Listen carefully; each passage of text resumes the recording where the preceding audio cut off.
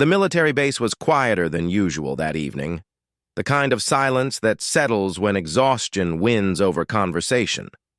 General Marcus Hayes had served 32 years, seen countless battles, trained thousands of soldiers, and thought nothing could surprise him anymore.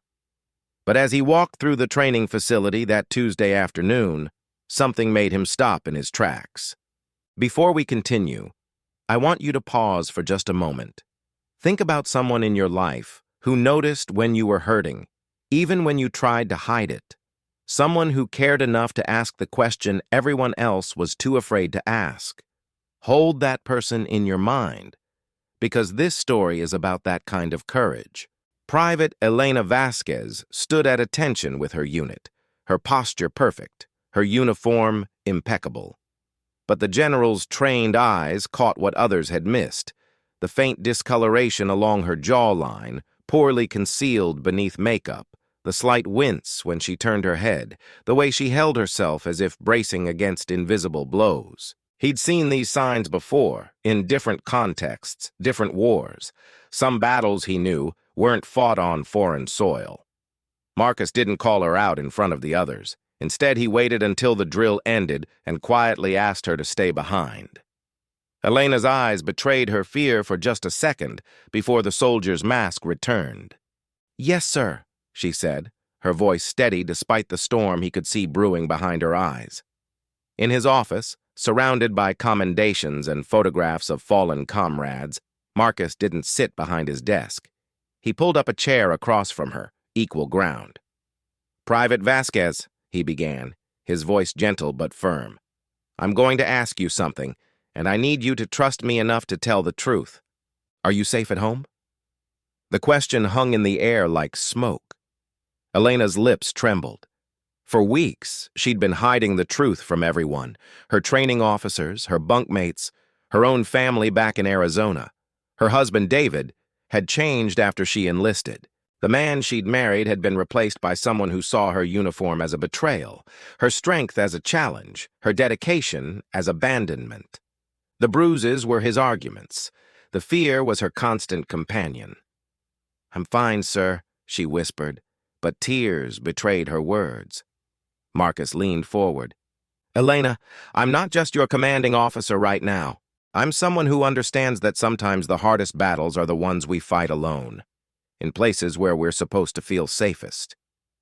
He paused, letting his own vulnerability show. "My sister lived through what I think you're living through. She didn't tell anyone until it was almost too late. I won't let that happen to someone under my command." Something broke in Elena then. Not her spirit, but the dam she'd built around her pain. The story poured out. The escalating violence, the threats, the isolation David imposed, the fear that leaving would mean losing everything she'd worked for. She was trapped between two versions of duty, one to her country, one to vows that had become chains. What General Hayes did next shocked everyone at the base. He didn't just file a report or offer pamphlets about domestic violence. He assembled a team, military lawyers, counselors, protective services, housing coordinators. Within 48 hours, Elena had safe housing on base, a protective order was filed, and she had resources she didn't even know existed. But more than that, Marcus did something unexpected. He stood before the entire battalion the following morning and shared his sister's story, how she'd suffered in silence, how her survival had taught him that strength isn't just about physical courage. "We train you to protect this nation," he told the assembled soldiers, "but protection begins with looking out for each other, even when, especially when, the threat isn't wearing an enemy uniform." His vulnerability gave others permission to speak. 3 more soldiers came forward that week with their own stories, not just women but men too, carrying secret wounds. The base transformed. Awareness training became mandatory. Support networks formed. The culture shifted from one of silent suffering to one of radical care. For Elena, the road wasn't easy. There were court dates and moments of doubt, nights when fear tried to convince her she'd made a mistake. But she wasn't alone. Her unit rallied around her. General Hayes personally mentored her, not with pity but with respect for the courage it took to reclaim her life. David faced consequences, and Elena faced her future. 2 years later, Elena stood in that same office, but this time as Sergeant Vasquez. She'd not only survived, she'd excelled. She'd become an advocate, speaking at bases across the country about domestic violence in military families.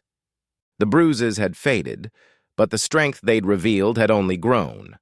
General Hayes attended her promotion ceremony with pride that went beyond military protocol.